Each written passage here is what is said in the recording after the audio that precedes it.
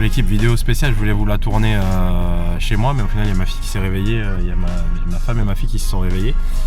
C'est une journée un peu particulière parce qu'on réunit tous les membres de notre accompagnement, pas tout notre écosystème, mais juste là les personnes qu'on accompagne. Il en manque quand même quelques-uns. Mais bon. Il en manque quelques-uns effectivement. C'est dur de pouvoir réunir tout le monde, il y a toujours des gens indisponibles, mais on va être une petite trentaine. Et là le format, on a décidé de faire un truc, bon parce que les gens qu'on accompagne ils nous entendent parler toute la journée. Enfin plus Tony que moi d'ailleurs, mais bon là le but c'était pas qu'on parle nous, parce que la méthode, notre vision etc, ils la connaissent, c'est qu'on fasse intervenir justement tous les pros qu'on a pu recenser ces derniers mois en final, puisque tout s'est accéléré depuis que t'es arrivé. Tu te rappelles toi t'as rejoint quand? C'est quand qu'on s'est dit vas-y on s'associe? Au mois d'octobre. Octobre 2025? Ça allait vite hein, parce que là ouais ça allait archi vite mine de rien. Parce que la plupart des gens qu'on va rencontrer là, alors il y a des gens qui étaient de l'accompagnement il y a pas mal de temps, qui sont rentrés il y a un an et demi, mais la plupart je pense qui sont rentrés il y a pas longtemps hein. Ouais, la majorité.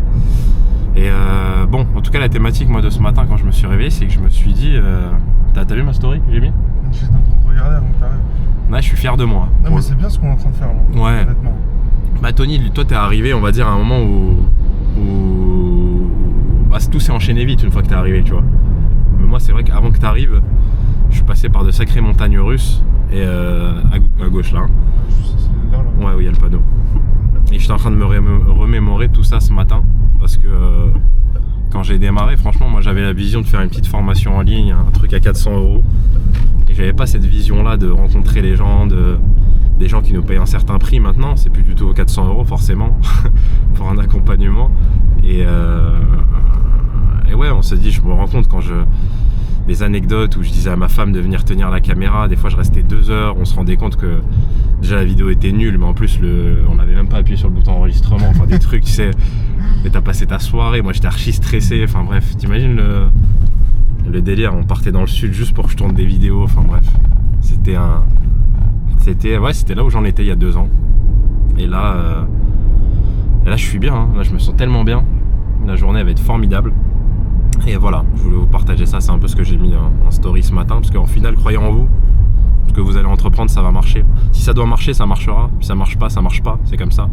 Mais dans tous les cas, le plus important, c'est que durant cette aventure-là, prenez du plaisir. Moi, avant, je pensais que si je faisais des événements comme ça, etc., j'étais stressé, j'étais angoissé. Alors que maintenant, j'ai compris que je dois prendre du plaisir, finalement. Et si je prends du plaisir, mes clients vont en prendre, et c'est tellement mieux de voir la vie comme ça. Voilà. C'est beau, hein? Non, c'est beau pour démarrer ce vlog là. Tu veux rajouter quelque chose? C'est vrai que c'est toi qui gères l'accompagnement maintenant, enfin 80% de l'accompagnement c'est Tony qui le gère hein. Non mais en plus les gens qu'on accompagne ils sont formidables. C'est ça le pire, c'est que les gens ils nous payent, ouais. on les aide à avancer personnellement et eux aussi ils nous aident à avancer. C'est ça le pire. Ouais c'est ça qui est dingue ouais. Hier je discutais avec Eric, il verra la vidéo. Tu peux te mettre là haut, alors tu peux te mettre là sinon. À gauche là tout de suite. Il verra la vidéo. Eric ouais. Il est là Eric oui. Ah il va venir. Ouais. Et on discutait, lui il est plus âgé, il a 35 ans, il doit avoir 35 ans. Et on discutait de sa manière de gérer son couple et tout. Et c'est hyper intéressant. Mais il était 20h je pense, ou 20h30. Ouais. On est resté peut-être 45 minutes au téléphone parce que lui il a trouvé un bien là. Ouais, ça y est, il a signé. Ouais. Non mais là c'est bon, ils ont signé. Signé quoi, le compromis ? Ils se sont mis d'accord sur une offre. Ok. Ils voulaient pas faire d'accord, non, bref, là ils sont d'accord, c'est bon. Un truc bien ? Ouais. Super. Ouais, une maison à l'année. Et ouais, au final, tu vois, même nous, on apprend d'eux. Bah c'est ça, et moi, ça qui est ouf. Moi quand j'ai démarré, bah, c'est pour ça que je t'ai dit, toi quand t'es arrivé, tout s'est mis en ordre, parce que moi aussi j'avais fait un travail dans ma vie. Alors que effectivement au début quand j'accompagnais des gens, c'est pour ça que j'avais arrêté, je trouvais pas de sens à parler que d'immobilier en fait. Passer des heures et des heures à parler que d'immobilier, alors que moi en fait, on va parler quand on accompagne des gens, ou même quand on va bouffer avec des clients, on va parler 20 minutes de leur projet, on règle ce qu'il y a à régler, et ensuite on parle d'autre chose en fait. Parce que tout est lié. Puis régler les problèmes d'immobilier, ça prend 5 minutes. Hein. Mais oui, parce que ils m'appellent, ils ont un problème, 5 minutes après, c'est réglé. Puis les 10 minutes d'après, bon, on parle pas de ça. Bah après, on comprend, si vous tombez sur cette vidéo et que vous avez jamais démarré, vous regardez ce qu'on fait, vous vous dites, mais c'est archi chaud de faire ce qu'ils font. Bon, je comprends que ça peut paraître bizarre ce qu'on est en train de dire, mais la réalité, non, c'est juste qu'il y a un plan d'action à suivre. Nous, on sait que une des prédispositions qu'on a, effectivement, c'est d'avoir beaucoup de confiance dans ce qu'on entreprend, Et le but à travers ça, c'est tout simplement de vous la retranscrire. Bon, on a des gens qui nous attendent. Là, on va voir, j'espère que normalement, il nous a tout préparé dans la salle, le café, les jus, etc. On va aller voir tout ça. Et comme un bon petit youtubeur, moi je vais vous faire un petit vlog, on va vous suivre tout ça. Voilà, à toutes. Je fais un petit vlog, comme un bon petit youtubeur. Kylian, tu veux dire un truc pour YouTube ou pas? Tu veux faire de la pub pour ta société? Non. Non, c'est pas de pub. Pas de pub. Ça marche. Bon, hop, je vous montre je monte la salle un petit peu.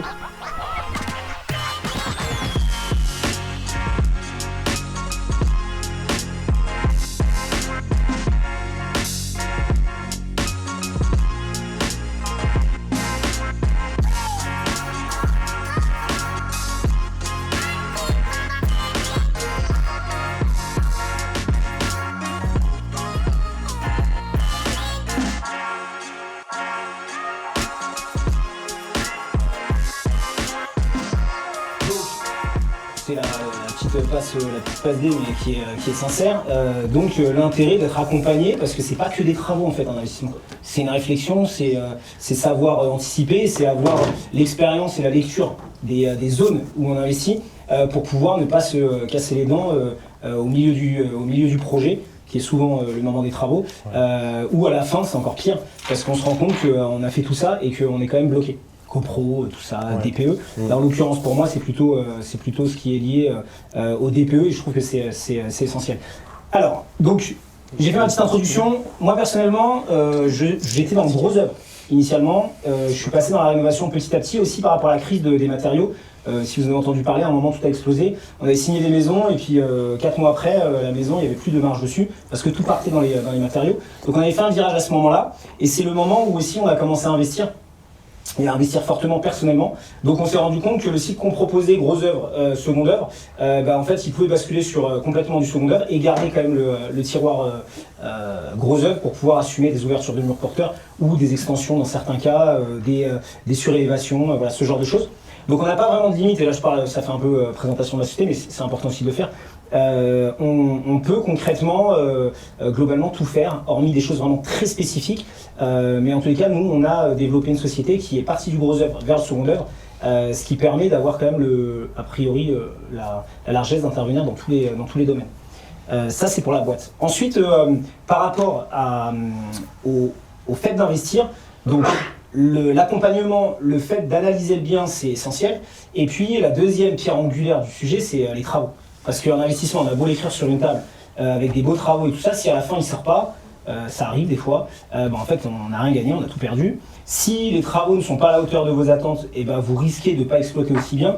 Donc c'est vraiment quelque chose qu'il faut bien réfléchir et il faut choisir, moi ou quelqu'un d'autre, une entreprise vraiment qui a des références, qui a déjà fait les choses et qui est capable de vous présenter, voire de vous faire visiter des biens qu'ils ont réalisés. D'accord. Moi c'est important, des fois il y a des clients qui sont soit frileux, soit traumatisés des travaux, qui me disent ouais moi franchement je sais pas et tout ça, je leur dis écoutez il n'y a pas de souci, comme mon épouse a une conciergerie, donc on a des biens qu'on a terminés et qui sont en exploitation, vous pouvez prendre un créneau, aller voir le bien, visiter, voyez la qualité des finitions, voyez ce qu'on est capable de produire, et puis vous prenez votre décision en tout état de cause, parce que c'est vrai qu'il y a plein de gens qui se présentent sans référence en disant je suis le sauveur du monde et qui n'ont jamais rien fait.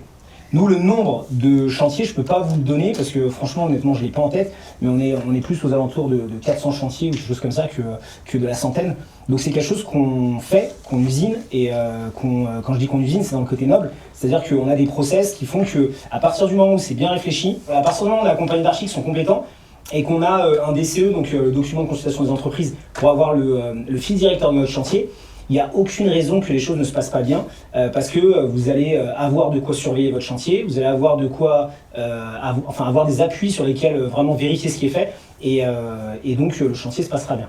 Nous, de notre côté, ce qu'on fait en général, accompagné de Tony, c'est qu'on ouvre un groupe WhatsApp pour donc là, il y a peut-être Jonathan dans le coin. Ouais, voilà. Jonathan a ouvert son chantier il n'y a pas longtemps, là, donc il y a un groupe WhatsApp qui se crée, on a l'archi qui est dedans, Tony, moi, mes employés aussi, un superviseur chantier, et donc les échanges se passent dans ce groupe-là, et là le chantier vient de commencer, mais petit à petit il va y avoir des comptes rendus de chantier, et puis l'accompagnement se fait via Tony dans ce groupe, donc c'est très clair, très lisible, et quand on investit loin de chez soi, c'est quand même appréciable. L'analyse du bien, ça il faut soit être accompagné, Alors c'est des photos de chantier hein, que j'ai choisi comme ça, mais soit être accompagné, soit avoir l'œil. Faut se méfier de son œil. Des regards croisés sont souvent bons. Mais en tous les cas, il faut vraiment réfléchir avec des choses qui sont pas forcément le 2.0 visé immédiatement. D'accord ? Ça veut dire que déjà on regarde si la maison le permet, si l'appartement est adapté, si structurellement tout va bien, s'il n'y a pas de choses cachées, ou en tous les cas des choses qui vont nous faire des surcoûts à la fin. Donc il faut vraiment d'abord réfléchir bâtiment.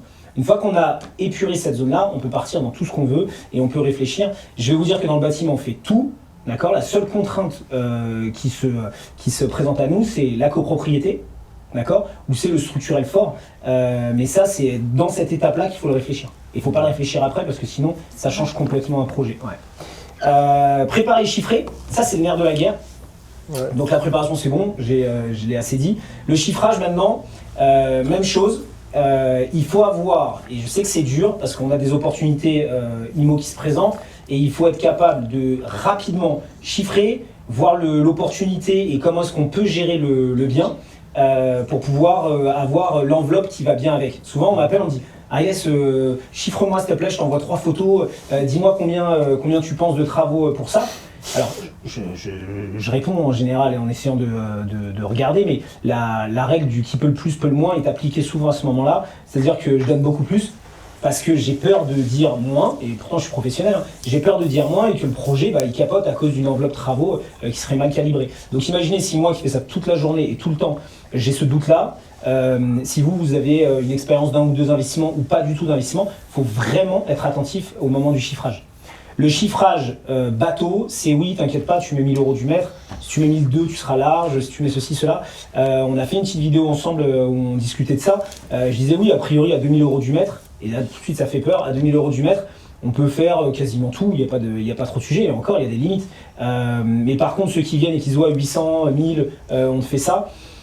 Moi, je fais un pas en arrière et je dis non parce que vraiment chaque chantier a sa lecture et c'est hyper important. Et puis après, il y a l'exécution. Il y a l'exécution, c'est-à-dire que on doit travailler avec, moi je pense, avec une société qui est tout corps d'État, si on fait de l'investissement. Et je vous explique pourquoi. La gestion des corps d'État ou des entreprises qui vont planifier leur chantier, ce que vous pensez gagner sur le chantier, vous allez le perdre dans la fluidité et la durée de chantier. Et vous allez peut-être même y mourir. C'est-à-dire que ça ne va jamais se passer, le plombier n'est jamais passé, le plaquiste qui devait venir derrière ne viendra plus, parce qu'en fait il vous avait calé en janvier et puis ça a glissé en mars, et donc il ne viendra plus, il ne donnera plus de nouvelles, il va falloir trouver une autre boîte, comme vous serez dans l'urgence, vous la paierez plus cher. Je ne fais pas le vendeur de peur, mais c'est une réalité qui peut vraiment se produire, puisque, et là par contre je dis la vérité, parce que même dans ma société on a ces tensions-là, en ayant les corps de métier dans notre société. C'est-à-dire que l'électricien qui devait passer là, eh ben on en fait passer un autre de notre équipe parce que finalement on est en retard sur cet endroit-là, on doit rattraper ça, et on n'est que à jongler tout le temps sur nos équipes pour pouvoir justement rester dans cette fluidité-là. Alors j'imagine même pas les confrères, ou en tous les cas les investisseurs, qui se diraient je vais prendre un électricien, je vais prendre un plombier, je vais prendre un plaquiste, peut-être un peintre qui viendra après. Enfin, dans un état d'esprit investissement, je pense que le tout corps d'État, sérieux, il est essentiel. Je pense. Mais le but, c'est en tout cas de créer quelque chose qui se remarque. Je pense que toi, Camille, le but, c'est de faire des choses qui sont rendues souvent instagrammables. C'est très vrai, en même temps, j'aime pas trop ce terme parce que j'ai l'impression que ça met dans une caricature de faire de l'exubérant pour dire instagrammable. Et notre avis, je pense, on est vraiment là-dessus, c'est qu'on n'est pas obligé forcément de faire de l'exubérant et du cliché pour être dans l'instagrammable. Je pense qu'en fait, dans ce qu'on essaie de faire, nous, c'est de faire des logements qui se démarquent et des logements qui donnent une sensation de qualité tout de suite, et qu'il y a plein de manières de le faire, en fait. On n'est pas obligé de forcément faire des néons avec des formes machin en disant on peut vraiment faire des choses très sobres, mais qui font que les détails font la différence et qui sont très instagrammables. Et surtout qu'aujourd'hui, on est dans des tendances qui sont par exemple, je ne sais pas, le Japendi, des choses très organiques aussi, très naturelles, des couleurs plutôt neutres au final. Et dans ce style-là, ça peut être ultra instagrammable en fait. L'épuré, et c'est souvent d'ailleurs dans le brutalisme, dans le minimalisme, c'est souvent ce qui coûte très cher. Parce que quand il n'y a rien, il faut que ce qui soit fait soit dans l'excellence. Donc c'est pas forcément non plus la direction la plus simple. Tout ça pour dire qu'il y a plein de ressorts possibles et on est là pour essayer de donner un maximum de clés pour faire des intérieurs qui se démarrent, quoi. Ouais. Et je rebondis sur ce que tu dis, c'est vraiment une clé, ça, qu'il faut comprendre, c'est que les gens, entre guillemets, nos concurrents, sont du coup des investisseurs immobiliers qui réfléchissent vraiment avec le prisme, je vais dire salarié, mais parce que c'est pas un jugement, mais qui n'ont pas compris plein de choses. Et Dimitri, toi t'en parlais, c'est-à-dire juste déjà le fait de payer un conseil, déjà ça ils comprennent pas. Et moi je vais vous inviter à penser comme des entrepreneurs, justement. Et en fait, on a un avantage concurrentiel qui est gigantesque parce que nos concurrents, du coup, ce sont des personnes qui sont salariées et qui réfléchissent avec ce mindset-là en fait, ils comprennent pas qu'il faut donner pour recevoir.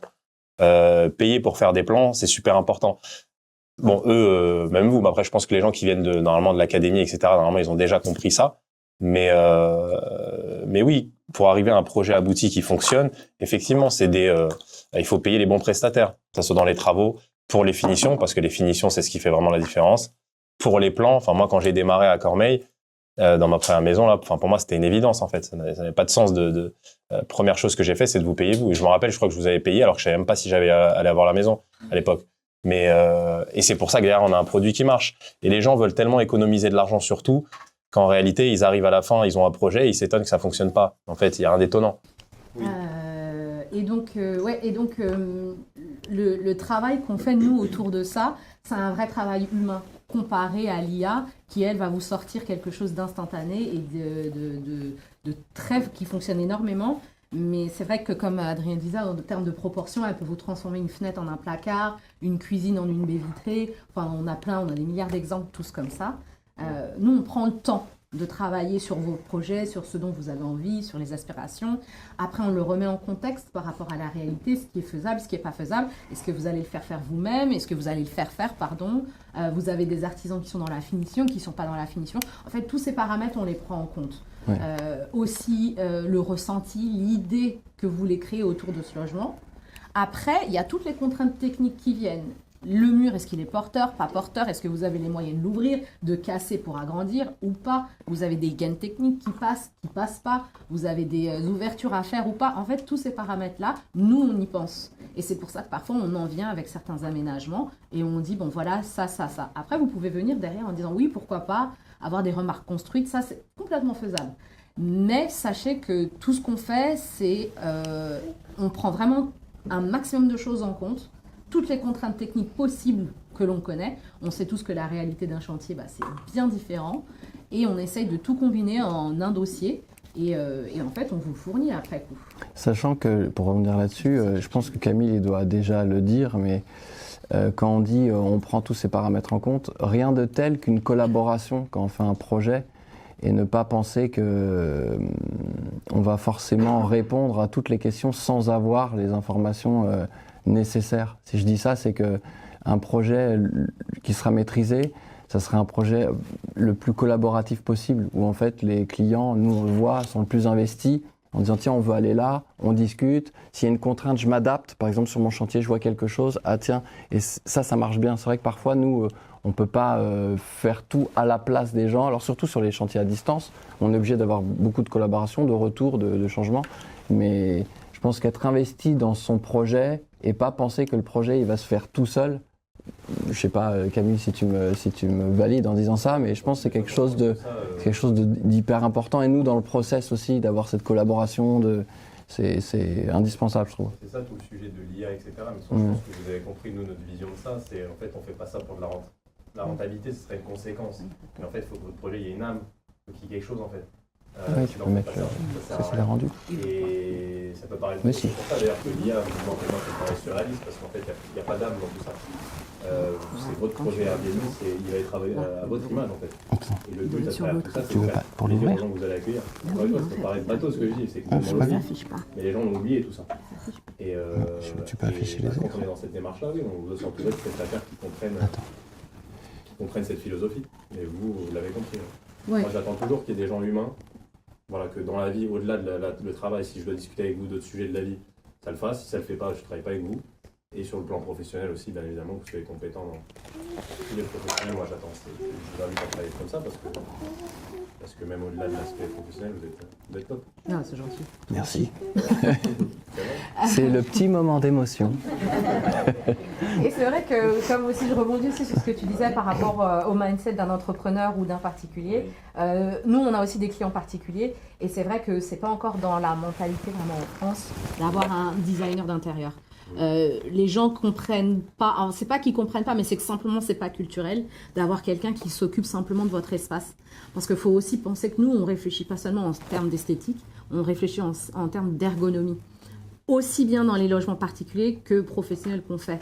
Les passages, est-ce que c'est fluide, est-ce que c'est invitant, un certain espace quand c'est une cuisine ou un dégagement quand vous ouvrez un tiroir, des choses bêtes. On a tous en tête les vidéos des ratés quand on ouvre la porte, elle s'ouvre pas complètement, les toilettes ils sont en bas d'un escalier, enfin on a tous des vues comme ça. Nous, a priori, on évite ce genre de choses justement de ce côté-là. Donc c'est aussi cette idée-là de se dire on engage quelqu'un pour faire une tâche et elle va être complétée, elle va être complète dans le sens où c'est vraiment une réflexion de A à Z. Si on a des questions, nous, on vous envoie des messages, on s'interroge sur le terrain. Ah, est-ce que c'est possible de faire ça, de faire ça? Et vraiment, c'est une globalité sur laquelle on travaille. Après, il y a des gens qui décident de faire les travaux eux-mêmes. On a des exemples de gens qui ont fait des travaux qui sont encore dans les travaux. Parce que au final, c'est beaucoup de travail. Ça peut être bien et très bien d'ailleurs. Enfin, ça peut être bien et pas bien, pardon, je veux dire. C'est-à-dire faire les travaux soi-même, en vrai. Ne prenez pas d'architecte. Ouais. Non. Réaliser les travaux. Ouais, non, pour la réalisation. Ouais. Non, mais moi je trouve que ça peut être super parce que c'est une aventure. Je trouve que c'est une fierté quand on réalise un logement soi-même. Je trouve ça formidable. Mais ensuite, si on pense en termes de rentabilité, c'est une question qui se pose parce que. Non, mais si je fais. En fait. Physiquement, je suis désolée, mais physiquement, mentalement, on est en couple depuis quelques années. Ça met un mal, hein, en couple. On se couche travaux, on se lève travaux, on se douche travaux, on va aux toilettes travaux. Pardon, après, il fallait que vous viviez cette expérience-là. Exactement. Et mais en fait, faut le savoir, il faut être en adéquation avec ce truc-là. Je pense qu'on t'avait vu. Les travaux, ça met un mal à couple. C'est pas que c'est le même mal, c'est que ça travaille sur le couple. Ouais. Mais je pense, non mais tous les couples qui sont dans des travaux longs ont des galères parce que c'est quelque chose, l'investissement de travaux c'est énorme, mais il faut dès le départ être conscient de ce truc-là. Alors nous on a connu un couple qui s'est séparé à cause des travaux. Bon, il y avait d'autres problèmes, mais ça a été juste. C'est dur, hein. C'est lourd. Pour moi, c'est pas viable, concrètement. Ouais. Mais après, il fallait que vous passiez par cette expérience-là pour comprendre certaines choses. Bien sûr, mais c'est juste que personne ne se rend compte, quand on dit on fait des travaux, je pense que personne ne se rend compte de ce que c'est de faire une réno seul. Ils n'aiment pas se faire mal, toi, t'as la volonté, c'est parfait.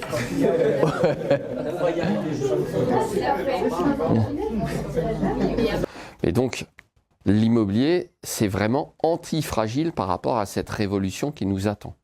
D'accord? Donc, excellent choix d'investir dans l'immobilier.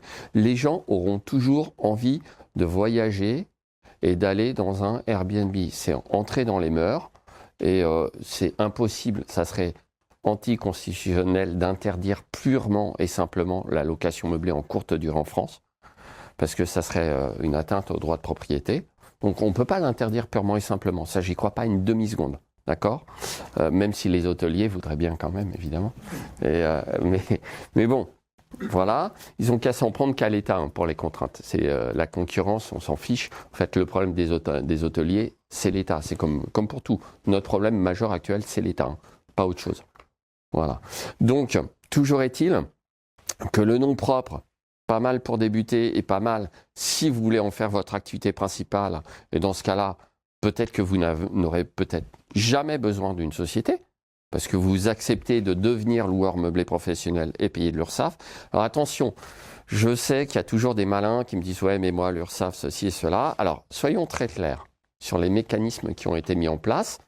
L'URSSAF a eu l'honnêteté, avant les dernières vacances d'été, d'accord, de mettre sur son site internet « Nous allons faire une campagne de SMS et de mails à destination des loueurs meublés et nous vous informons que les données nous sont transmises par le fisc. » Donc voilà, l'URSSAF tient ces infos directement du fisc et le fisc tient ces infos directement des plateformes de location. Donc la boucle est bouclée. Dès lors que vous ne faites pas une résa de temps en temps en direct en étant payé 200 € au black, vous êtes dans le collimateur et l'État sait tout sur le montant de vos locations. Donc voilà. Vous rajoutez à ça la déclaration obligatoire des biens qui doit être faite chaque année désormais en juin. Et tout ça, évidemment, ce n'est pas purement statistique, c'est pour avoir un maximum de données pour mieux vous fiscaliser. OK? Donc, Tu en penses quoi de prendre du cash, de l'espèce? on peut dire la vérité. C'est... On est taxé à gogo, ouais. Déjà, vous plaignez, mais nous... J'ai l'impression que c'est la course à l'échalote entre les deux. Hein. Ouais, peut-être, mais là, l'autre jour, j'ai calculé pour 100 € brut que je rentre, j'en garde 30 et j'en donne 70 à l'État. Si je fais pas de frais, hein, conscience. Mais si je fais pas de frais... Voilà. Donc, alors, il y a deux façons de voir le cash. Il y a encaisser de l'argent liquide, c'est pas illégal en soi. Ensuite, qu'est-ce qu'on en fait et est-ce qu'on le déclare? Ne pas le déclarer, c'est de la fraude fiscale. Voilà. La fraude fiscale, en France, c'est punissable potentiellement de 5 ans de prison. D'accord? Payer une femme de ménage au black, c'est de la fraude fiscale. C'est punissable, en théorie, je dis bien en théorie, de 5 ans de prison. D'accord? Donc, les gens qui sont payés au noir, c'est de la fraude fiscale aussi. Alors, encore une fois, il y a la théorie, d'accord? Oui, mais dès qu'il s'agit d'argent, c'est là que c'est le plus grave. Hein. Pour l'État, c'est l'argent. C'est vraiment le point névralgique. D'ailleurs, alors vous êtes tous jeunes ici, il y en a assez peu de ma génération, et donc sur les anciens billets de banque qui étaient en francs, vous aviez un petit libellé qui concernait la contrefaçon de monnaie. Donc vraiment, produire des faux billets. Alors vous, sur les billets, là, regarde, si vous prenez un billet, d'ailleurs, maintenant c'est rigolo, avec l'Union européenne, voilà, ouais, on a un petit peu de cash de temps en temps, ouais, mais bon, c'est rarissime. Détenir de l'argent liquide n'est pas encore pénalisé en France, mais ça arrivera peut-être puisqu'on nous vend l'euro numérique pour notre bien, hein, bien sûr. En réalité, c'est juste pour nous surveiller. Donc, quand vous regardez vos billets, il n'y a plus de mention hein, de quoi que ce soit. Sur les billets en francs, il y avait une mention concernant la fausse monnaie. La fausse monnaie était un crime punissable de 30 ans de réclusion criminelle. Donc, vous violez quelqu'un, prenez 10 ans, faites de la fausse monnaie, c'est 30 ans. C'est l'argent. Voilà. Non, mais c'est ça, la réalité. Donc l'État, là où il rigole le moins, c'est qu'avec l'argent. C'est aussi pour ça qu'il y a de plus en plus de contrôles dans tous les sens, que sous couvert de nous aider, de nous faciliter la vie, ce qui nous facilite que dalle, parce que j'ai rarement vu des trucs qui fonctionnent en France mis en place par l'État au niveau informatique. Franchement, si y a un truc qui fonctionne bien, en 3 clics, qui peut deviner ce qui fonctionne le mieux comme service de l'État en France sur Internet? C'est pas impôt.gouv. Ouais, on peut se connecter à son site, voir son avis d'impôt, mais vous avez rempli vous-même en ligne, etc., etc.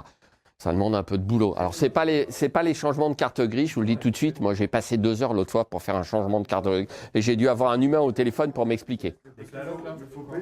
C'est pas les contraventions, bravo. Alors, vous recevez un avis de contravention, vous avez un numéro, vous connectez au site, vous mettez le numéro, la carte bleue, c'est payé. Je l'ai jamais vu en panne, ce truc-là.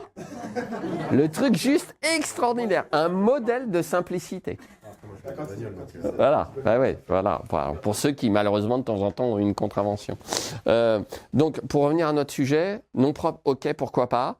Si vous assumez d'être en LMP et que vous arrivez à anticiper, savoir combien ça va vous coûter, que vous avez une capacité d'emprunt pour racheter des biens, puisque c'est la principale stratégie, une fois qu'on est engagé dans cette direction, c'est comme les revenus fonciers, mais les revenus fonciers, c'est carrément, ça concerne que les locations nues, et c'est une super mauvaise stratégie de recréer des travaux pour faire du déficit, parce qu'on arrive comme ça, puis quand la banque dit stop, on est mort, on vous coupe la tête sur les revenus fonciers.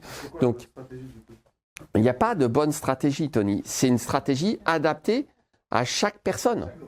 Est-ce que vous êtes à 50 ans, que vous savez, vous êtes propriétaire de l'ARP, vous n'allez pas déménager, tous vos amis sont là et vous voulez constituer maintenant du patrimoine pour le transmettre aux enfants? Là, c'est société pour moi, évidemment. Parce que si vous êtes dans une tranche à 41 ou 45%, surtout, faites pas ça en nom propre. Vous allez vous faire massacrer par l'URSSAF et les impôts. En fait, là, il faudra être en société. Globalement, dans les grandes lignes, synthétiquement, il y a deux stratégies. C'est soit faire du patrimonial, soit faire du cash. Donc, on peut avoir les deux. Si c'est du patrimonial, société. Si c'est du cash, non propre. Voilà. Alors, non, là, on s'arrête très très vite. En courte durée, vous ne faites que des projets ultra rentables qui seront tout de suite au-dessus de 23 000 euros par an sur un bien. Donc, vous vous dites, OK, je sais que je vais être à l'URSSAF. Oui, mais pourquoi pas. Mais là, ouvrir une société d'exploitation, on va tomber dans ce qu'on appelle la sous-location professionnelle. Donc, vous achetez des biens en nom propre, d'accord? Et ensuite, vous les louez à votre propre société qui elle-même va les exploiter en sous-location courte durée. Donc ça se fait aussi. J'ai rédigé aussi un contrat de sous-location pro, qui est un bail civil et non pas un bail commercial dérogatoire. Donc oui, ça se fait. Et j'ai pas mal de clients pour qui c'est une solution d'échappatoire, parce qu'ils ont fait en nom propre et ils se disent « Ah tiens, j'ai pas compris ça, on m'avait pas dit, mon expert comptable, les 23 000, il connaît pas cette règle. » Il y en a plein qui connaissent encore pas la règle, parce que ça date de 2018. Donc ils sont pas toujours très à jour. D'accord. Les revenus fonciers sont encaissés par la société. Oui. Mais par contre, il n'y a pas de déclaration de revenus entre la société et la personne qui déclare. Alors, je vais faire un petit point là-dessus, effectivement. Si, on déclare tout le temps et on est taxé. Mais donc, on a acheté le bien en nom propre et il a deux possibilités. Soit on le loue en nu à une société commerciale d'exploitation qui elle-même va le louer en courte durée, meublé donc. Soit on le loue en meublé classique à l'année via un bail. Via mon bail de sous-loc pro, puisque le bail de sous-loc, c'est entre le propriétaire et la société d'exploitation. Et dans ce cas-là, ça va générer des revenus BIC, donc LMNP potentiellement si vous êtes en LMNP, et au niveau du foyer fiscal. Et donc, vous pouvez avoir des revenus de location meublée de longue durée au niveau du foyer fiscal. Du coup, c'est génial parce que vous n'avez pas uniquement le seuil des 23 000, mais le seuil des 23 000 plus les revenus d'activité pro. D'accord? Et dans ce cas-là, c'est toujours la société qui va dégager de la marge. Par contre, vos marges importantes en courte durée vont être stockées dans la société. Donc après, on retombe sur, OK, l'argent est dans ma société, un peu comme la holding, tout ça. La holding, c'est très bien pour faire circuler l'argent entre les boîtes sans payer trop d'impôts. Mais à un moment ultime, contrairement à ce qu'on nous a vendu comme salade là, lors du psychodrame du vote de la loi de finances avec les holdings qui permettent de payer zéro d'impôt, escroquerie encore, quand on ressort l'argent de la holding, à un moment ou à un autre, il faut payer. De toute façon, il n'y a pas d'idée... Non, mais je ne parle pas pour toi. Hein. Je parle de façon générale pour que tout le monde comprenne bien. La holding, ce n'est pas non plus le truc magique pour ne pas payer d'impôts. Quand vous allez vouloir prendre de l'argent pour partir en vacances aux Seychelles, faudra sortir l'argent de la boîte. Vous pourriez vous dire, je vais payer mon voyage avec la holding. C'est de l'abus de bien social, c'est que 3 ans. Donc, si vous pensez que ça tente entre la fraude et l'abus de bien social, le choix. Mais voilà, très clairement, plaisanterie mise à part, il faudra sortir l'argent, donc il faudra payer. Alors après, on a plusieurs modes de rémunération. On peut être dirigeant rémunéré de sa société, que ça soit une SCI ou une société commerciale, mais on paiera à un moment ou l'autre des impôts et des charges sociales. On peut se verser des dividendes, mais les dividendes, on ne peut pas se les verser tant qu'on est en déficit sur la société. Il faut attendre que la société réalise du bénéfice. Donc, il ne suffira pas d'avoir de la trésorerie, d'accord? Il faudra en plus que la société soit imposée à l'IS pour pouvoir ensuite vous verser des dividendes, qui eux-mêmes seront fiscalisés en règle générale à 31,4% dorénavant. Vous pouvez aussi récupérer votre compte courant d'associé. Donc ça, c'est bien si vous avez du cash et que vous avez fait de l'apport lors de la création de votre société pour vos projets. D'accord? Ça, c'est génial parce que votre cash, actuellement, il est peut-être sur de l'assurance vie à 2%, sur un PEL, un livret A là, à 1,5 ou je ne sais pas quoi, et vous pouvez l'injecter dans un projet à 15 à 25% de renta. L'intéressant, c'est aussi de faire rémunérer tes comptes courants. Ouais, mais ça, c'est un peu marginal. Si tu mets 20 000 euros sur ton compte courant de SCI, ça, à 5% par an, oui, je suis d'accord, c'est plus élevé. Mais N'oubliez pas que quand vous allez vous faire rémunérer, vous allez payer de l'impôt sur l'intérêt que vous verse la SCI. Voilà, à la flat tax. D'accord. Donc oui, c'est intéressant, mais sur 20 000 euros par an, c'est quelques centaines d'euros, c'est que dalle. Par contre, si vous avez un gros projet avec 300 000 euros d'apport en compte courant d'associé, ça devient intéressant de se faire rémunérer ça. Mais là, c'est pareil, il faut tout documenter. Passer à une véritable, non plus juste faire les virements bancaires, mais en plus rédiger et signer une convention de compte courant d'associé entre vous et votre propre société, de façon à documenter tout ça. Et ne pas oublier, quand vous êtes en SCI, de libérer le capital social pour bénéficier du taux réduit d'IS à 15%. Moi, il faut savoir que quand on crée une société commerciale, il faut déposer le capital social avant la création. En SCI, on n'a pas besoin de le faire. Moi, les SCI que je crée pour mes clients, on y va, j'ai le process. Mais je leur dis toujours, n'oubliez pas ensuite, quand vous aurez le compte bancaire, de faire un virement avec libération de capital social. Sinon, en cas de contrôle fiscal, votre taux d'IS, il ne sera pas à 15% jusqu'à 42 500 euros de bénéfice, il sera à 25% dès le premier euro de bénéfice. Donc, il y a tout un tas de petites choses à savoir. Moi, c'est mon métier, donc je peux vous en parler aisément. Mais en réalité, il y a tellement de choses à savoir et à respecter pour optimiser que vous faire accompagner, là on est dans le cadre de la formation et de l'académie, donc vous faire accompagner par des pros sur l'aspect opérationnel et par d'autres pros sur les aspects juridiques et fiscaux, à l'heure actuelle, c'est indispensable. D'accord ? Vous pouvez très bien recueillir des informations sur Internet. Ça rejoint ce que je disais tout à l'heure, j'ai lu que, d'accord ? Mais les informations, vous ne devez les prendre qu'auprès, par exemple, d'un site, d'un cabinet d'avocats. Parce que le cabinet d'avocats va essayer d'éviter de raconter des bêtises sur Internet. Sinon, niveau crédibilité, c'est pas terrible. D'accord ? Quoique j'ai une consoeur sur la courte durée à Paris qui avait raconté un peu des conneries sur l'aspect soi-disant commercial de la location meublée courte durée, parce que manifestement, elle ne savait pas lire les arrêts de la Cour de cassation. C'est encore une autre histoire. Moi, je ne lis pas les arrêts de la Cour de casse, je vais lire aussi les arrêts d'appel qui ont donné lieu à l'arrêt de la Cour de cassation. Comme ça, j'ai le contexte et je sais exactement ce qu'a dit la Cour de cassation et pourquoi surtout. D'accord ? Mais c'est un métier. Justement, sur ce point-là, comment s'assurer que l'expert il sera bon sur son domaine d'expertise.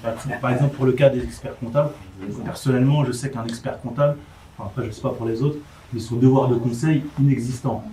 Enfin, rarement existant. Il a un devoir de conseil, mais il le remplit assez bien. Voilà. Et justement, pour les avocats, comment s'assurer, par exemple, pour la consoeur mentionnée, moi, demain, je la paye et elle dit n'importe quoi. Comment je peux m'assurer qu'elle dit n'importe quoi ? En général, une obligation de moyens. Donc ça veut dire que si je paye et qu'elle n'est pas excellente... Il y a une obligation de moyens, pas de résultat en fait. Oui, alors effectivement, le droit n'est pas une science exacte. Et par exemple, en cas de litige, c'est le juge qui décide, c'est pas nous. Donc on peut jamais vous garantir un résultat, puisque même si on a raison, si le juge dit le contraire, bah on a tort. Mais le juge commet aussi des erreurs. D'accord ?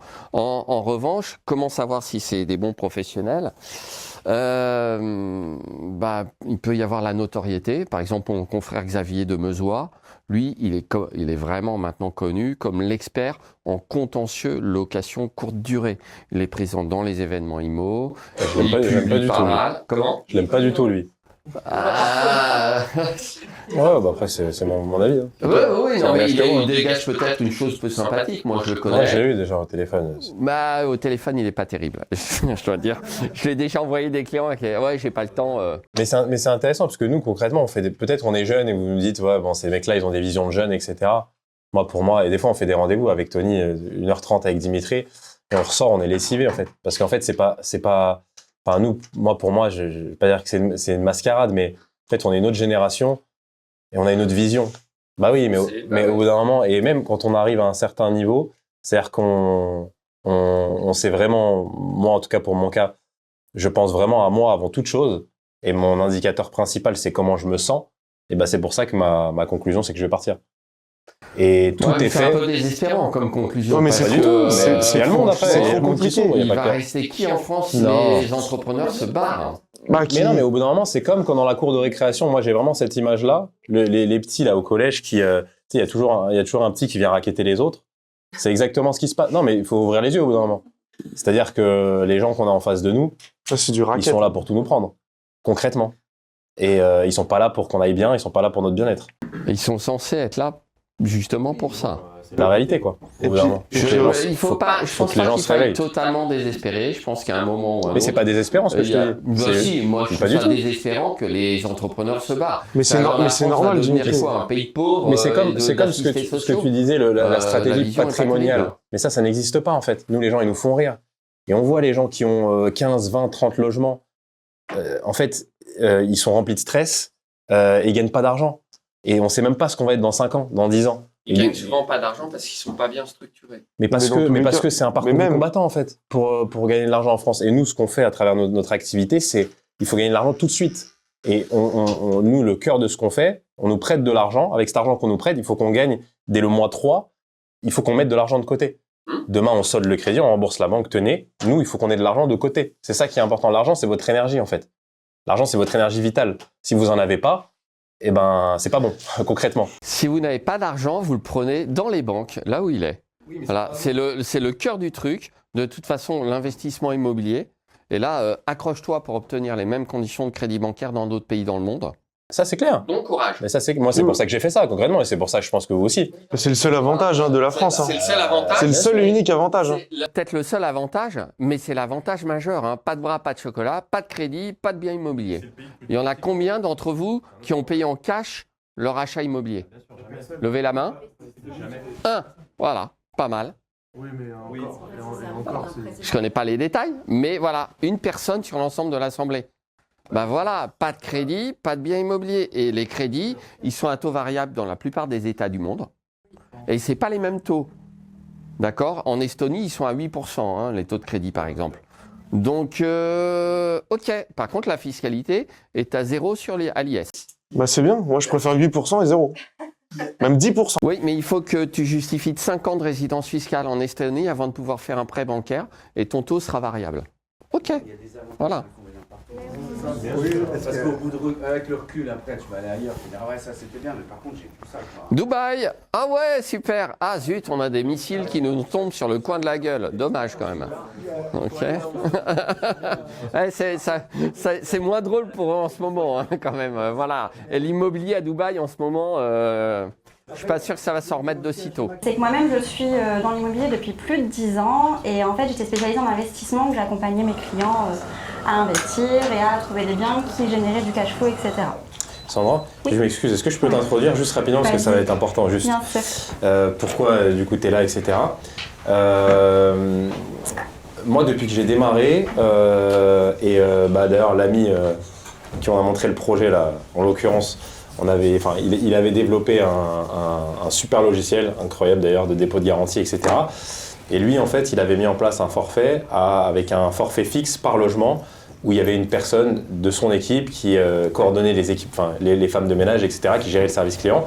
Et moi, j'ai toujours eu la volonté de trouver quelqu'un qui puisse proposer un forfait fixe parce que les 20% de conciergerie, grosso modo, quand vous faites vos calculs, et moi, je viens de mettre mon logement en conciergerie il y a 3 mois, au final, 20%, c'est pas possible. Concrètement, c'est pas possible en fait. Sur un des logements comme les nôtres, ils prennent entre 700 et peut-être 1200 € par mois, grosso modo. C'est beaucoup. Donc j'ai toujours eu la volonté de former des freelances. J'avais fait les démarches pour le faire au Maroc, etc. Au final, je l'ai jamais fait parce que voilà. Et puis Sandra, ouais, toi, pareil, c'était les réseaux sociaux, je crois. Ouais, sur Instagram. Voilà, tu avais une offre du coup de base pour des logements. Moi, c'est vrai que la spécificité qu'on a, nous, c'est vrai qu'on a quand même une attente bien particulière. Et c'est pour ça que les conciergeries traditionnelles, moi, ils ne comprenaient jamais ce qu'on faisait avec les mini-bars, etc. Et du coup, voilà comment on s'est rencontrés. Et du coup, tu proposes un forfait mensuel. Ouais. Et je lui disais, ton offre, elle est trop bien, en fait. Parce que moi, si demain, je me lançais là-dedans, c'est exactement ça que je ferais. Voilà. Donc oui, effectivement, on s'est rencontrés il n'y a pas longtemps non plus d'ailleurs. Et c'est vrai que mon objectif, c'était plutôt de cibler des biens effectivement où il y a des gros revenus parce que c'est les conciergeries, quand c'est comme ça, avec les pourcentages, c'est un peu compliqué à la fin pour l'investisseur parce que la majorité de sa sa rentabilité part aussi en frais de conciergerie. Et là, c'est du coup le cash flow il est beaucoup moins important pour le propriétaire.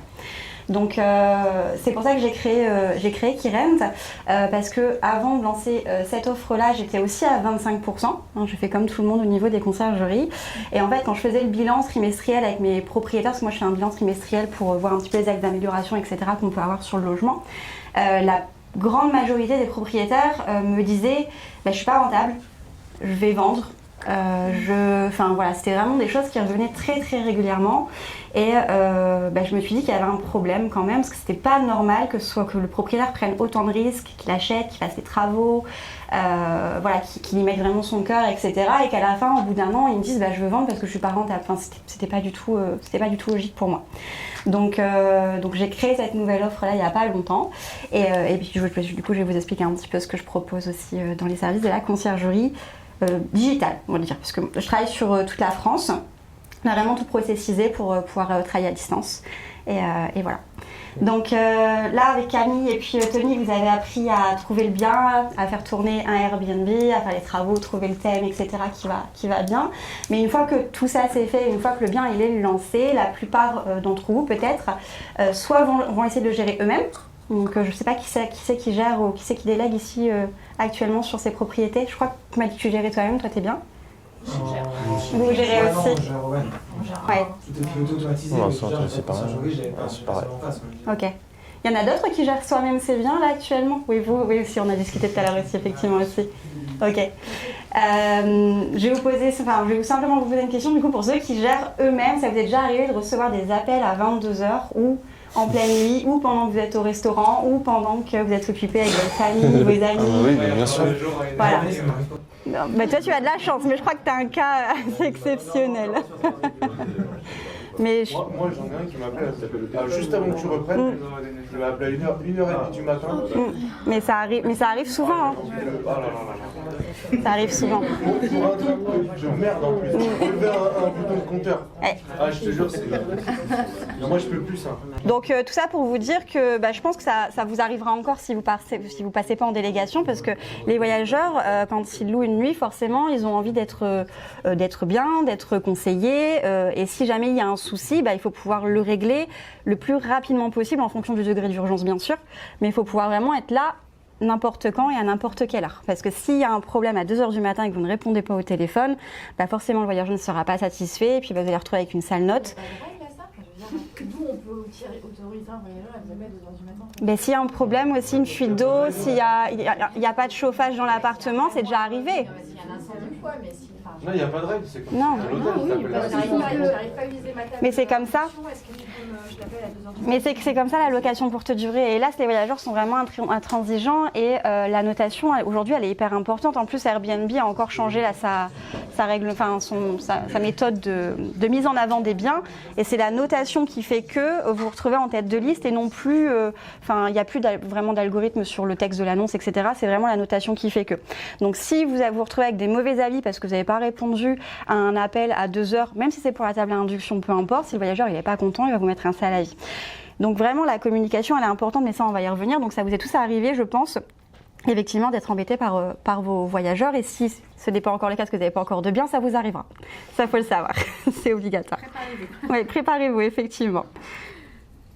Donc effectivement, pour moi c'est un peu le rêve, qu'on idéalise toujours d'avoir un bien qui génère de l'argent, qu'on a bien travaillé, on a essayé de tout prévoir, mais il y a le rêve vs le quotidien et la réalité effectivement. Ce qu'on imagine souvent c'est les revenus passifs, quelques messages par semaine en journée parce que le voyageur il veut savoir la marque de la cafetière, que le ménage il se passe bien, la femme de ménage elle est toujours dispo, elle est jamais malade, elle part pas en vacances, ça c'est génial. Voilà, donc on idéalise un peu tout ce qui est la partie gestion, mais le quotidien en réalité c'est pas du tout ça. Le quotidien c'est que effectivement vous allez pouvoir avoir des messages après 22h, à 2h, vous pouvez avoir des messages à 6h du matin, les avis négatifs, ça vous plombe votre morale parce que forcément c'est une charge pour vous, vous dites que si vous avez des mauvais avis, vous savez très bien que votre annonce elle va être dévalorisée, ça va être moins de réservations, donc moins de revenus pour vous aussi. Donc tout ça vraiment, faut y penser. C'est vrai que la réalité, le quotidien, c'est pas du tout ce qu'on idéalise quand on fait de la location courte durée. Il y a une certaine gestion à avoir derrière. Et donc forcément ça génère de la charge mentale, et quand vous faites ce type de projet, je ne suis pas sûre que ce soit ce que vous désiriez réellement d'avoir de la charge mentale. Donc on est toujours en mode on, parce que votre cerveau, il ne peut jamais déconnecter, il doit toujours être en alerte quand on gère soi-même. Même si vous partez en vacances, s'il y a un voyageur qui a envie de vous appeler, vous devez répondre même si vous êtes en vacances. Donc vous ne pouvez jamais vraiment déconnecter, vous, de votre gestion et de votre bien. Donc c'est un peu compliqué à gérer aussi, ça je vous le dis. Il y a toujours des micro-décisions à prendre. Qu'est-ce que je fais? Est-ce que si mon logement il n'est pas loué, est-ce qu'on va venir baisser le prix? Est-ce que je dois l'augmenter? Est-ce que là j'ai mis le bon tarif parce qu'il y a un festival mais ça se trouve c'est pas ça? Enfin voilà, il y a toujours plein de choses qui viennent et auxquelles vous devez réfléchir. Et enfin, il y a les imprévus. Donc et ça, les imprévus, on les prévoit pas justement. Et c'est souvent là où c'est le plus compliqué à gérer parce que vous trouvez le bon prestataire. Quand on les a pas, c'est compliqué. Il faut satisfaire le voyageur. Donc en moyenne, il y a une étude qui avait été faite comme ça en France. Faut savoir qu'en France, du coup, pour les propriétaires qui gèrent seuls leurs biens, c'est à peu près 8 heures par semaine en moyenne de gestion. Entre les réponses aux voyageurs, le fait de vérifier ses tarifs, de refaire un peu son annonce, voilà, tout ça, ça prend à peu près 8 heures par semaine. Et l'heure du dernier message, en général, c'est plutôt aux alentours des 23 heures. Voilà. Et donc, il y a un tiers des propriétaires qui envisagent d'arrêter à cause de la gestion de leurs biens parce qu'ils n'en peuvent littéralement plus en fait de gérer leurs biens.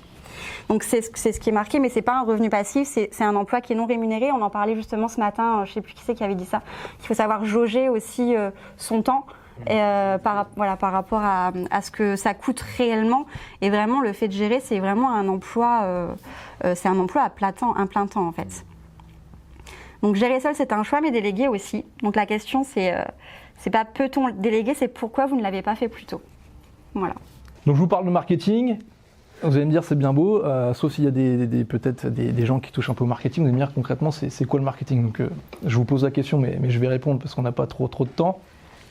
De manière très simple, derrière le mot marketing, on peut mettre tout ce qu'on veut. Il y a énormément de choses qu'on peut mettre dans le marketing. Si je devais résumer la chose aujourd'hui, dans le domaine qui nous intéresse, l'immobilier 2.0, le marketing aujourd'hui, pour moi, c'est créer une marque et la rendre désirable, la mettre en valeur. Et c'est ça pour moi l'enjeu aujourd'hui, c'est ce que je mets en 2026 pour vos biens et les futurs biens que vous allez mettre sur le marché. L'idée, ça va être de créer une vraie marque autour de votre bien, de rendre cette marque désirable et de la mettre en valeur à travers plein d'actions. Parce que l'idée, et c'est Camille qui en parlait ce matin, aujourd'hui, sur le marché du Airbnb, il y a encore trop de gens qui ont un mindset, et c'est pas péjoratif ce que je veux dire, de salariés. Il le disait très bien.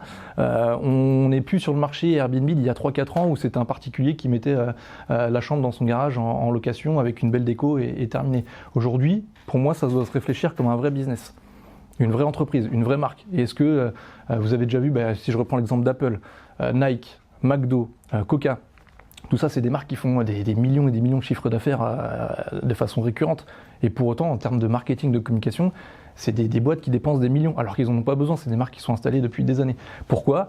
Parce qu'ils s'attachent à créer une marque et la rendre désirable. Et c'est comme ça qu'on perdure dans le temps. Et pour moi, c'est vraiment l'enjeu.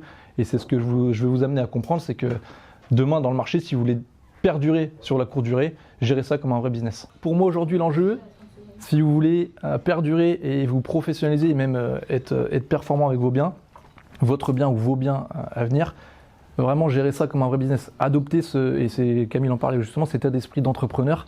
On n'est pas sur un bien que vous avez et vous mettez en location et terminé, vous attendez que ça passe. Gérez-le avec une vraie stratégie, avec des vraies actions, des vrais leviers pour pouvoir faire perdurer tout ça. Plan d'action marketing en 3 étapes, je ne vais pas forcément m'éterniser là-dessus. Alors encore une fois, derrière le marketing, il y a énormément de choses et je vais essayer d'être très concret parce que je suis conscient que ça ne parle pas à tout le monde. Avec vos biens qui sont d'un standing déjà assez élevé, pour moi, il y a 3 grandes étapes que vous pouvez mettre en place, à vous de voir. Première étape, c'est la moins sexy, c'est le pôle stratégique. C'est là où vous allez réfléchir à votre stratégie, vous allez tout définir, etc. On va y revenir après. Deuxième étape, c'est un peu plus sexy, le branding de la marque. Là, on va façonner l'image de votre logement. Troisième étape, le déploiement opérationnel. Première étape, c'est pas la plus intéressante, mais elle est quand même pour moi assez importante. C'est là, et c'est un peu pareil sur quand vous lancez votre bien, l'analyse de marché, etc. C'est pas ce qui nous motive le plus, mais c'est hyper important. Benchmark du marché. C'est quoi mes concurrents? C'est quoi le secteur autour? Où est-ce que je m'implante? C'est quoi le prix du marché? Ça, il faut l'avoir en tête. Derrière, vous clarifiez votre positionnement. forcément, vous n'allez pas agir de la même façon si vous proposez un truc à des couples, un truc romantique, un truc intimiste, ou si vous proposez des choses à des familles, pour 2 ou 4 couchages. Derrière, ça en découle sur les personas. Je ne sais plus qui en parlait tout à l'heure, là, des personas de l'avatar client, mais c'est pareil, on ne va pas parler de la même façon si notre logement s'adresse à un couple que s'il s'adresse à une famille. Stratégie éditoriale, c'est là on va dire qu'est-ce que je communique, comment je leur parle, est-ce que je les tutoie, est-ce que je les vouvoie, quel champ lexical j'utilise, combien de fois je leur parle dans le mois, dans la semaine, peu importe. Enfin, on définit entre guillemets les grandes lignes. Et derrière, on définit la plateforme de marque, donc c'est un petit peu la création et la naissance de la marque. Quelles valeurs je veux véhiculer à travers ma marque, quelles ambitions j'ai avec ma marque, quels objectifs j'ai avec ma marque. Donc on commence à définir un petit peu tout ça. Après, on arrive à l'étape un peu plus sexy, un peu plus opérationnelle, et c'est là pour moi où je trouve ça dommage que certains propriétaires ne le fassent pas, c'est le branding de la marque. Vous allez façonner l'image de votre bien comme vous le souhaitez, en créant une vraie marque. Et pour moi, c'est un petit peu la cerise sur le gâteau, c'est-à-dire que vous avez passé des mois, voire des années pour certains, comme Tony, dans les travaux et qui suent et qui perdurent. Et le fait d'arriver à la livraison du bien et de laisser ça sur Airbnb, pour moi, il manque un petit truc. Et le marketing, pour moi, et notamment le branding, ça va être la petite cerise sur le gâteau. Vous allez pouvoir vous éclater en donnant vie à votre projet, avec un logo, avec un univers visuel, avec une communication, avec les réseaux sociaux, une charte graphique, le storytelling. Et j'insisterai sur le storytelling, parce que pour moi, aujourd'hui, il y a trop de propriétaires qui font l'erreur. Aujourd'hui, l'enjeu, et même sur Airbnb, c'est pas de décrire votre bien. Ça va être de le raconter, de le vendre. Si demain sur Airbnb ou sur les réseaux sociaux, vous me dites mon bien c'est le meilleur parce qu'il a un jacuzzi avec 36 000 buses, rotation, 360 degrés, un leaking size de 193 cm par 211 cm, le voyageur, il s'en tape de ça. Lui, ce qu'il veut, c'est de l'émotion. Plus vous allez susciter de l'émotion chez lui, plus on revient à la tarification, il sera prêt à mettre cher pour venir passer une nuit dans votre logement. Et c'est comme ça que vous avez moins de problèmes parce que, c'est ce que je disais tout à l'heure, vous attirez la clientèle que vous méritez en tant que bien. Donc tout ça pour dire que pour moi c'est un peu l'étape la plus sexy, c'est là où vous vous amusez entre guillemets dans votre logement et après on passe au déploiement opérationnel. Une fois que vous avez défini votre charte graphique, votre univers visuel, votre logo, vos couleurs, vos visuels, derrière vous déclinez autant de supports que vous voulez. On parlait des guides de bienvenue tout à l'heure, les books, moi je le fais, je l'imprime dans mes logements. Et le fait de l'avoir aussi en physique dans les logements, ça a une toute autre saveur pour les voyageurs. Les notices, moi toutes mes consignes, elles ne sont pas imprimées sur du papier blanc avec une vieille typo et des panneaux rouges partout, je la fonds dans la déco. Des QR codes, on en parlait avec Tony tout à l'heure côte à côte, moi sur tous mes équipements, j'ai un petit QR code qui me permet d'éviter justement les messages. Moi aujourd'hui, j'ai pas de conciergerie, j'ai rien, et je suis jamais emmerdé à n'importe quelle heure, parce que sur tous mes petits équipements, j'ai des guides tout seul, mais tout est automatisé. Non, pas le ménage. J'ai juste ma femme de ménage, personnel de ménage, mais sinon tout le reste c'est automatisé. Et en fait, sur tous mes équipements, on parlait des plaques de cuisson tout à l'heure. J'ai des plaques de cuisson avec des hottes intégrées. À côté, j'ai un petit QR code que les gens viennent scanner et ça montre le fonctionnement de la plaque de cuisson. C'est tout simple, mais au moins ça m'évite des appels à 2h du matin. Pour le spa, jacuzzi, c'est pareil. Éviter d'avoir des appels à 23h, j'arrive pas à faire fonctionner le spa. J'ai une notice avec mes on va y revenir après, je vais rentrer dans le concret, avec mes 2-3 conseils pour profiter du spa. J'ai un petit QR code, les gens ils scannent, ça renvoie sur une vidéo et ça leur montre comment faire fonctionner le jacuzzi. Et comme ça, j'évite plein de choses et en plus ça contribue, si vous voulez, à l'expérience client, à la satisfaction utilisateur. C'est-à-dire que les gens ils ont tous sur place, ils sont guidés par la main et c'est ce que je dis souvent aux propriétaires que j'accompagne. Gardez en tête que vos clients, ce sont des enfants de 3 ans. Quand ils viennent chez vous, ils veulent en faire le moins possible, ils veulent être pris par la main. Donc plus c'est cadré, plus c'est bordé, plus c'est orienté, plus eux, la satisfaction, elle est haute, et derrière, forcément, ça contribue à l'image de marque. Déploiement opérationnel, donc je parlais de book, notice, etc. Ce qui est super intéressant, et pour moi c'est ce qui fait la différence entre un Airbnb classique et un Airbnb premium. Quand vous allez créer un logo, un univers visuel, une charte graphique, vous allez pouvoir personnaliser vos shampoings, vos peignoirs en brodant votre logo, vos serviettes. Et ça, alors je rejoins Tony, je crois que c'est toi qui le disais tout à l'heure, par rapport à la peinture, c'est pas ce qui va vous rapporter plus d'argent. Par contre, c'est ce qui va faire la différence entre la perception qu'aura le voyageur sur votre logement et le logement qui est semblable à côté, mais qui n'a pas tout ça. Le fait d'avoir... Comment ? Voilà, ça personnalise et ça fait vraie marque, quoi. Je me sens à l'hôtel. Des flyers, c'est pareil, des flyers pour véhiculer des codes promo, pour présenter les autres biens de la marque si on a plusieurs biens. Après, forcément, tout ça, on peut le dupliquer sur les réseaux sociaux, page Instagram, page TikTok, les influenceurs, les campagnes ads, digital, fiches Google, etc. Et c'est comme ça qu'on augmente la visibilité et l'image de marque. Et puis, je vous ai mis carte cadeau parce que moi, c'est quelque chose que je fais notamment à l'approche de Noël. J'ai fait des cartes cadeaux digitales et en papier. Et là, sur le mois de décembre, ça m'a généré 1 000 € d'upsell en carte cadeau. C'est-à-dire que c'est des proches qui vont offrir une carte cadeau à leurs proches pour offrir un voyage dans un de mes logements. Je vais vous le faire voir juste après. Et du coup, pour moi, c'est tout bénef, surtout que des fois, les cartes cadeaux sont même pas utilisées. J'ai vendu un séjour, c'est pas utilisé. Donc c'est royal et ça contribue. Voilà. Donc moi, je suis un peu comme toi. C'est argent, faut que ça rentre, quoi. C'est 1 an. Je mets 1 an, mais je pourrais mettre ce que je veux.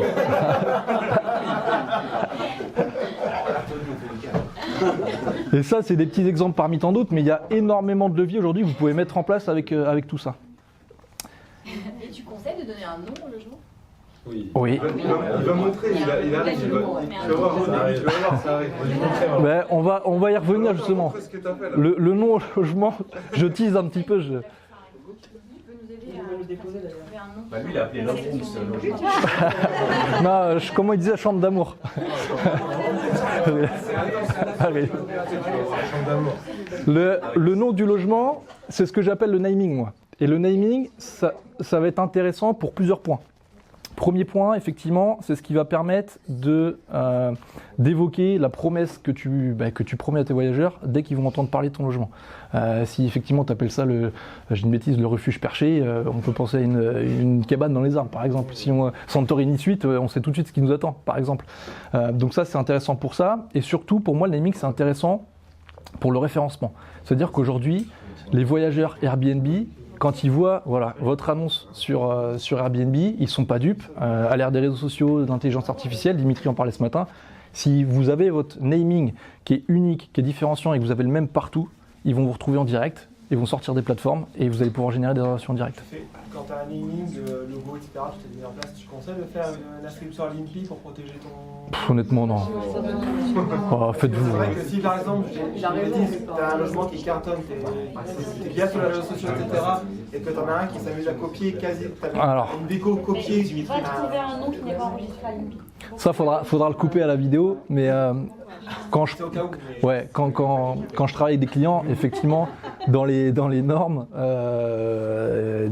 tu déposes INPI, etc., logo, naming, tout ce que tu veux. Dans les normes, il faut le faire. Aujourd'hui, pour des Airbnb, t'as un de Airbnb, tu te fais pas chier avec ça, surtout que ça va te coûter un bras, ça va te coûter des démarches, etc.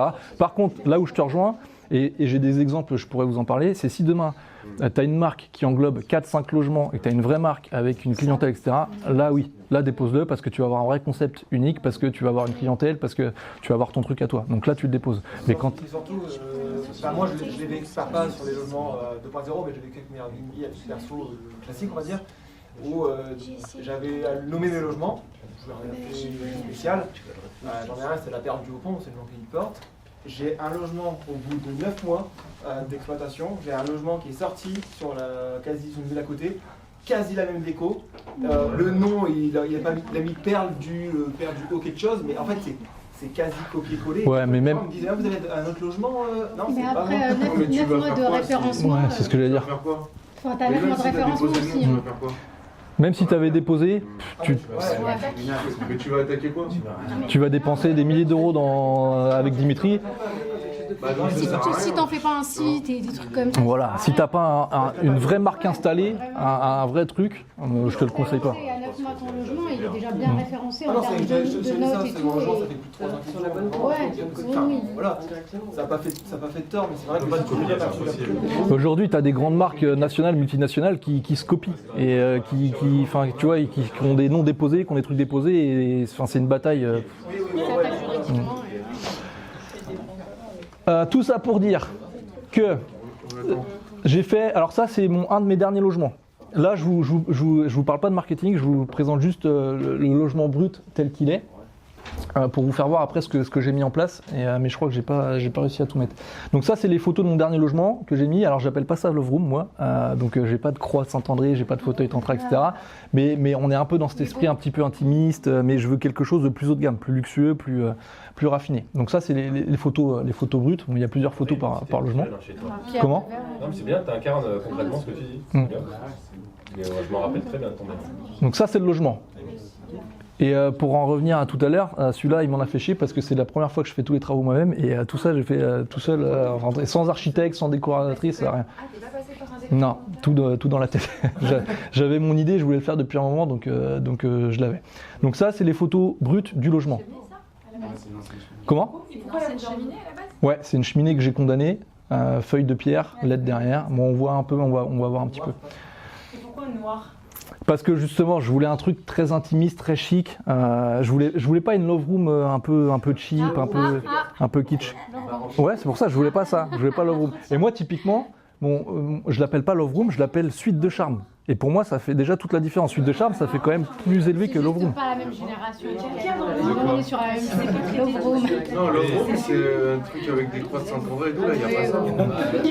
Le calcaire, Valentin, t'avais pas avec le calcaire? Non, parce que ma salle de bain. D'accord. Non, la baignoire. Ah ouais, la baignoire.